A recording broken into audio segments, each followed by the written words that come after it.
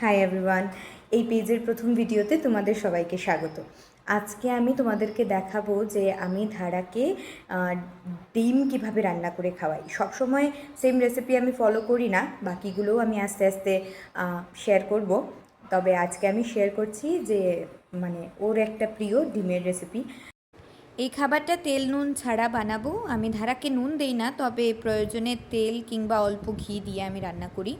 তো এই 8 টুকরো টমেটো আর 2 কোয়া রসুনকে আমি গ্রাইন্ড করে নিয়েছি। এখানে গরম জলে ধারা সবজিগুলো ধুয়ে নেই, তার আগে ভিজিয়ে রাখি। এখানে টমেটো আর রসুনের পেস্টটাকে দিয়ে দেব প্রিহিটেড প্রেশার কুকারে। এখানে কোনো তেল দেওয়া নেই।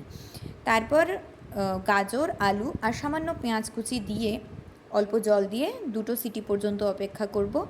প্রেশার কুকারের গ্যাস জ্বলে গেলে ঢাকনা খুলে আবার নিচে অল্প আগুন দিয়ে সেখানে ডিম ফেটিয়ে দিয়ে দেব। ডিম ফেটিয়ে দেওয়ার পর অল্প খুন্তি দিয়ে নাড়াতে থাকবো। আর এভাবে একটু তরকারিটা দেখতে বোঝা যাবে যে হয়ে গেছে, তখন নামিয়ে নেব।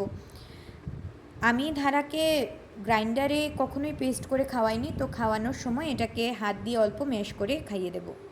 একটা ফ্লেভারফুল ভালো খাবার, আপনারা নিশ্চয়ই ট্রাই করে দেখতে পারেন।